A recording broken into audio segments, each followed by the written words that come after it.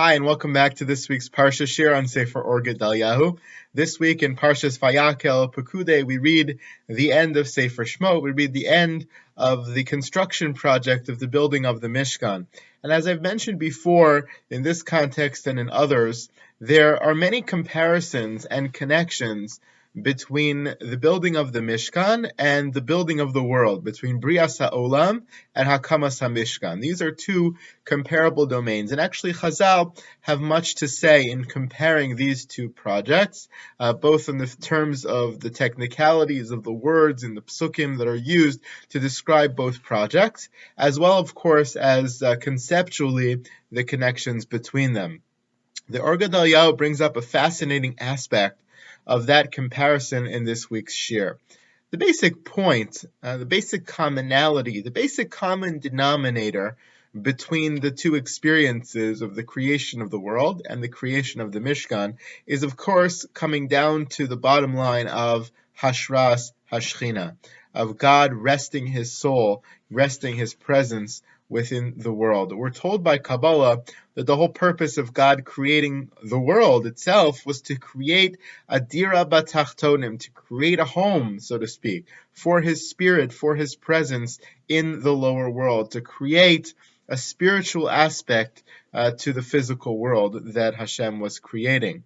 And of course, that's the whole purpose of the Mishkan as well. V'asuli mikdash, v'shachanti b'socham, that you should make for me a mikdash so that I can dwell amongst you. So God infusing His presence into the world is the common denominator between the two experiences of the Hakamas HaMishkan and of the creation of the world. There is a second common denominator in terms of a word that is used in both contexts to describe a phenomenon.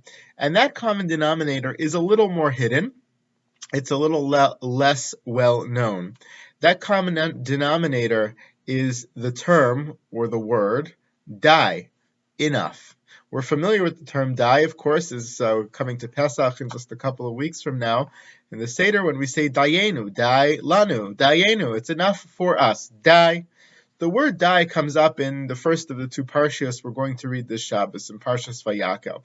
The pasuk says, "V'hamalacha haita dayam vehoter," that the malacha of the Mishkan, the collections of the Mishkan were enough, and they had extra, they didn't need any more. The most successful fundraising campaign, the unheard of statement that we've raised enough money, we've done collecting, we're done, you can stop now, die, enough. No one ever says enough to being able to collect more funds for a worthy project, but in the case of Melechas HaMishkan, we see this strange term, dayam vehoter, it was enough, and they had leftover, they didn't need any more. We'll understand perhaps that concept a little better in a moment from now. So that's in the context of the Mishkan. The context of the creation of the world doesn't exist in a pasuk, but exists in a Gemara. The Gemara Maseches Chagiga says, "Be'eis brias ha'olam haya ha'olam mispashet ad she'amar la'olamo die." That in the creation of the world kept getting created more and more and expanding more and more and more over the course of the 7 days, until HaKadosh Baruch Hu says to His world, la'olamo, die, enough. So the word die, the concept of enough, the concept of stopping something, exists both in the Mishkan and the creation of the world. Now, Or Gedalyahu sets out to explain why. And it all begins with a basic comment of the Rabbeinu Bechaye, which connects these two dies, the die of the Mishkan and the die of the creation of the world. He says, Rabbeinu Bechaye mevi medrash, the Kmoshe Amru Chazal, Rabbeinu Bechaye commenting on the pasuk in our parsha in Vayakhel about the fact Hamalacha Haita Dayam, connected to the medrash, to the Gemara in Chagiga. Sheba Eis Brias Ha'olam Haya Olam Mispashet Ad She'amar Lalo Ad She'om Haya ha'olam mispashet ad she'amar la'olamo dai. The world was continuously being created until God said enough. Kemo chen bebinyan hamishkan. Amar Moshe Rabbeinu alav hashalom dai. The Rabbeinu Bechaye says it's the same dai. The same dai that Hashem used in the creation of the world is the statement dai Moshe Rabbeinu uses now in the construction of the Mishkan. Shehu ke'ein hadai she'nemar b'brias ha'olam. They're exactly the same. What is the explanation behind this, says the Or Gedalyahu? We have to understand what the die meant in each of these scenarios, and you'll see in the end of the Or Gedalyahu that actually the die statement, although the although it's common to both experiences, the purpose of the Dai statement was actually diametrically opposed in the creation of the world and in the Hakamas HaMishkan. What does all this mean? Let's unpack it. When the world was being created, it was spreading over and over. What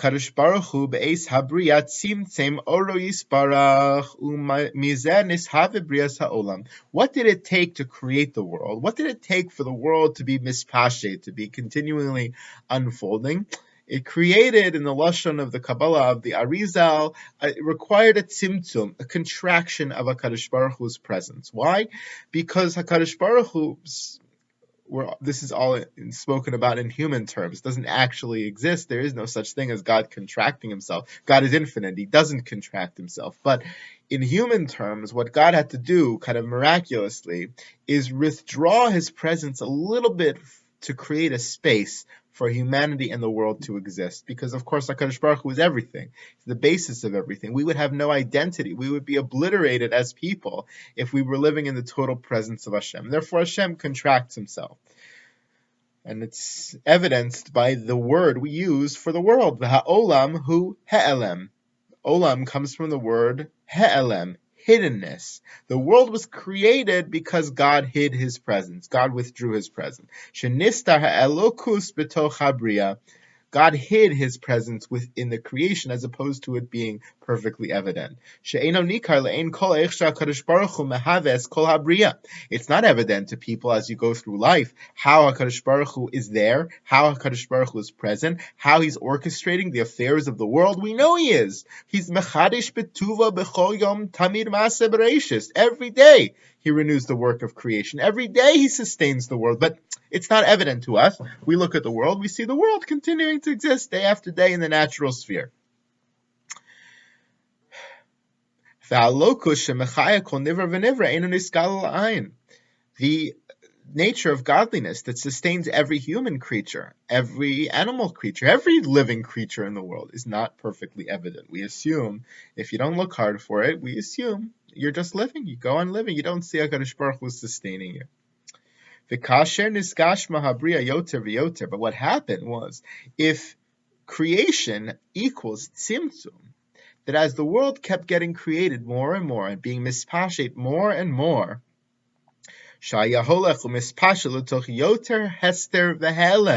the world was descending into further and further helem, hiddenness of God. At that point, Amar HaKadosh Baruch Hu Olam Dai. God had to say, stop the creation of the world, because if it continues, you'll have more world, but less God. Right? There's a balance. More world, less God. Because every time there's more creation, there's more hester, there's more hiddenness, there's more tzimtzum. Therefore, God says, enough. God says you have to stop it. Creation couldn't continue.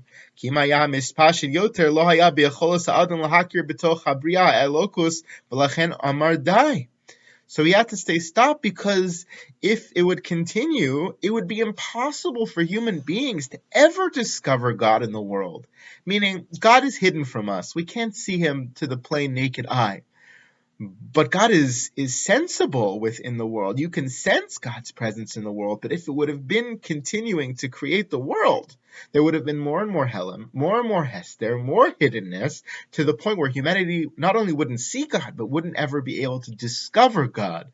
And that's not something HaKadosh Baruch Hu wanted. He wanted there to be godliness in the world, but just in the right measure, in the right balance, in the right amount. So, just to sum up what he said so far about the creation story.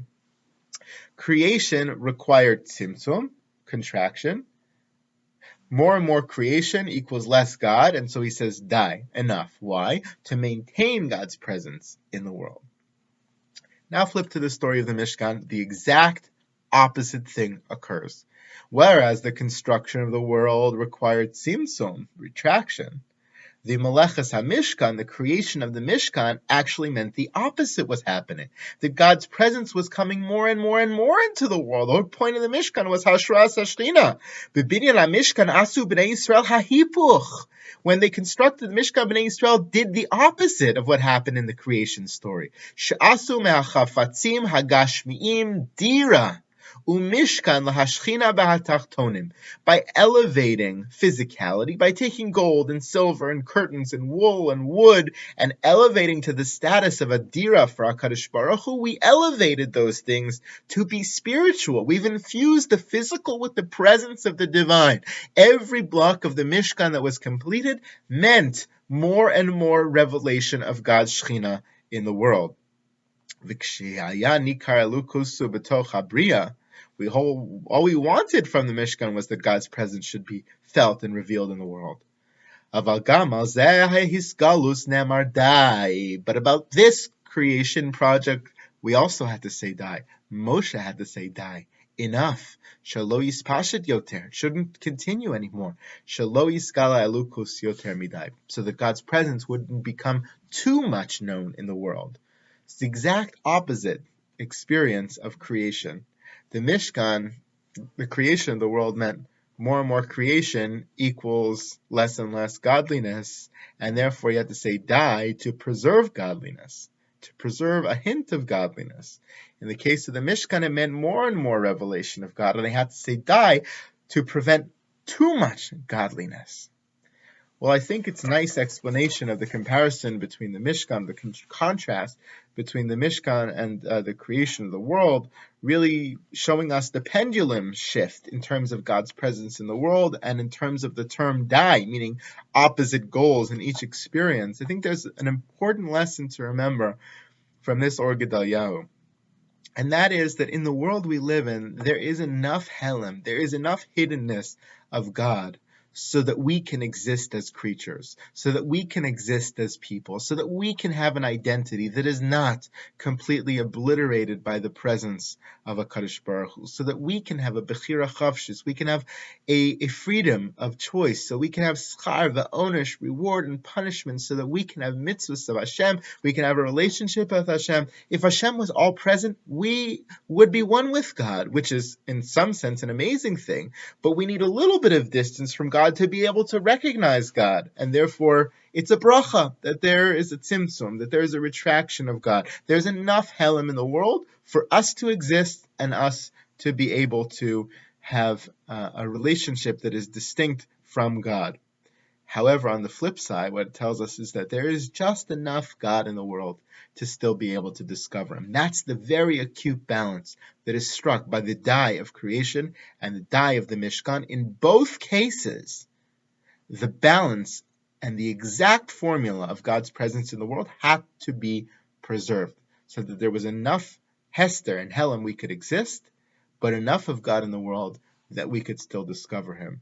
Hopefully we will be able to not only feel the Helem, the Hester that we feel all the time, but also feel the great sense of satisfaction in being able to discover HaKadosh Baruch Hu in the world, even if it's not plain to the sight, but it requires a little bit of effort to be able to get there. Shabbat Shalom.